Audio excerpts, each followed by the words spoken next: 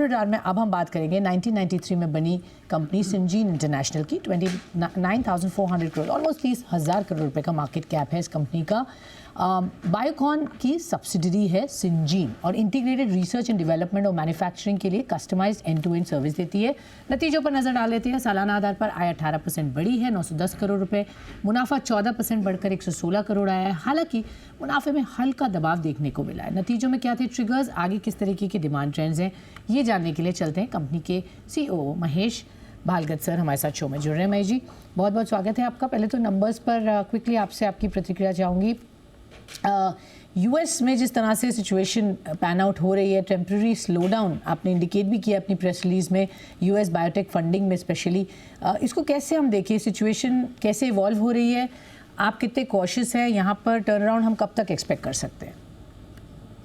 तो थोड़ा सा मैं दोहरा देता हूँ कि ये जो बिजनेस है यूएस का, वो किस स्केल का बिजनेस है। जो सीआरओ बिजनेस है वो रफली $40 बिलियन बिजनेस है, और जो सीडीएमओ बिजनेस है यूएस का वो रफली $60 बिलियन है जस्ट स्मॉल मॉलिक्यूल्स के लिए।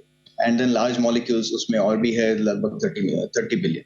तो ये काफी बड़े स्केल का बिजनेस है जो ओवरऑल अपॉर्चुनिटी है।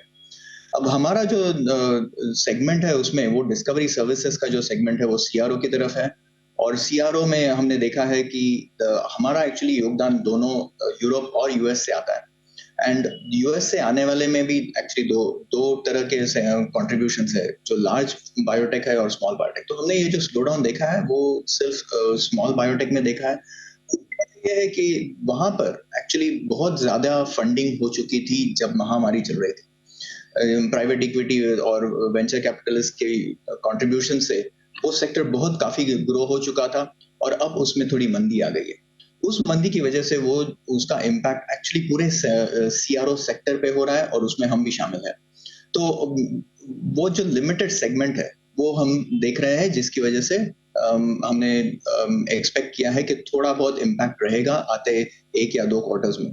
उसके आगे चलकर हम देख रहे हैं कि डिमांड ट्रेंड्स अच्छे हैं, डिमांड ट्रेंड्स उस एरिया में भी अच्छे हैं, और लॉन्ग टर्म में तो ऑफ कोर्स ये जो लार्ज फार्मा है उसके भी डिमांड ट्रेंड्स अच्छे हैं। लार्ज फार्मा के डिमांड ट्रेंड्स इसलिए अच्छे हैं कि वहां पर उनको स्पीड की बहुत जरूरत होती है, कि जो दवाइयां वो ला रहे हैं मार्केट में वो कैसे जल्दी लाए, और उस जल्दी लाने में आउटसोर्सिंग का और ये सीडीएमओ सेक्टर का, सीआरओ सेक्टर का कैसे योगदान ले। उस वजह से हमें वो लार्ज फार्मा के ट्रेंड्स में कोई चेंज नहीं दिखाई दे रहा है, और स्मॉल फार्मा के जो ट्रेंड्स है वो भी उभरते दिखाई दे रहे हैं आगे अगले 1-2 क्वार्टर्स में। सर, आपने अपना रेवेन्यू ग्रोथ गाइडेंस को कम किया है from high teens to mid teens. आप कैसे देख रहे हैं सिचुएशन, क्योंकि ग्रोथ आपको लग रहा है कि कम हो रही है, क्लियरली स्लो डाउन कहाँ से आपको लग रहा है आने वाला है?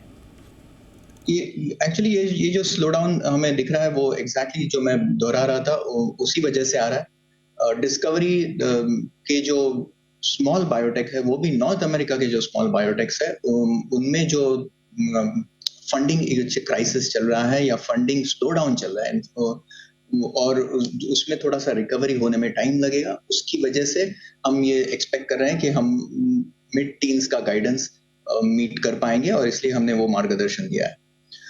जैसे कि मैंने कहा, बाकी जो सेक्टर्स हैं हमारे, और डिस्कवरी में भी जो यूरोप का योगदान है वो अच्छी तरह से चल रहा है। बाकी सेक्टर्स जो लार्ज फार्मा से आ रहे हैं, जो सीडीएमओ में आ रहे हैं, उसमें हमें कोई चेंज नहीं दिख रहा है।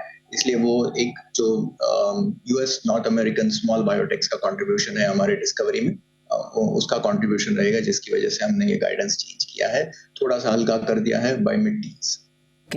आपने 74 करोड़ रुपीस के एक्सेप्शनल आइटम्स बताए हैं, ये कहाँ से आए, इसके बारे में थोड़ा बताएं सर। तो हमने जो लास्ट क्वार्टर में बात की थी कि हम एक्विजिशन कर रहे हैं स्टेलिस का, तो उसकी वजह से वो एक वन टाइम एक्सेप्शनल चार्जेस ले रहे हैं टू कंप्लीट दैट एक्विजिशन। और ऑफ कोर्स वो एक्विजिशन अभी भी प्रोग्रेस में है। वो एक्विजिशन हम इसलिए कर रहे हैं कि हम बायोलॉजिक्स की मैन्युफैक्चरिंग कैपेसिटी बढ़ा रहे हैं to meet the demand of the monoclonal antibody section and the whole biologics manufacturing demand के लिए। तो वो ट्रांजैक्शन अभी भी चल रहा है। हमने इंटेंट दोहराया था, और अभी हम ड्यू डिलिजेंस का प्रोसेस कर रहे हैं, कंडीशनल आइटम्स जो है वो रिव्यू कर रहे हैं और आगे बढ़ा रहे हैं उस कॉन्ट्रैक्ट। श्योर तो ये तो एक्विजिशन की बात होगी। कैपेक्स किस तरीके का लाइनअप कर रहे हैं सर मैंगलोर फैसिलिटी में, और आगे क्या प्लान्स हैं, स्पेशली बायोलॉजिक्स CDMO जो बैंगलोर साइट में है सर? तो कैपेक्स हमने FY24 का कैपेक्स हमने $100 मिलियन का एस्टिमेट किया था। उसमें हमने थोड़ा सा रिवीजन कर दिया जब ये स्टेलिस का डील चल रहा था, क्योंकि अब जो बायोलॉजिक्स का हम इंटरनल कैपेक्स स्पेंड करने वाले थे वो हम नहीं करेंगे, तो लगभग $85 मिलियन का हमने एस्टिमेट किया था। अभी भी हम एस्टिमेट करें कि रफली $80 मिलियन का करेंगे। तो वो हम कहाँ पर कर रहे हैं, ज्यादातर 50 से 60% डिस्कवरी सर्विसेज में कर रहे हैं। हमने एक नई फैसिलिटी बनाई है जिसको कि ऑटोमेटेड कंपाउंड मैनेजमेंट फैसिलिटी करके बताया जाता है। वो हमारे हैदराबाद फैसिलिटी में है। हैदराबाद में हमने बायोलॉजी भी शुरू की है, तो वहां पर हमने DMPK करके एक लैब होती है, उसका भी इनिशिएशन किया है। और आगे चलकर हम एक्सपेक्ट कर रहे हैं कि ये पूरा $80 मिलियन का जो कैपेक्स है, ज्यादातर ऑफ कोर्स डिस्कवरी सर्विसेज पे स्पेंड होगा।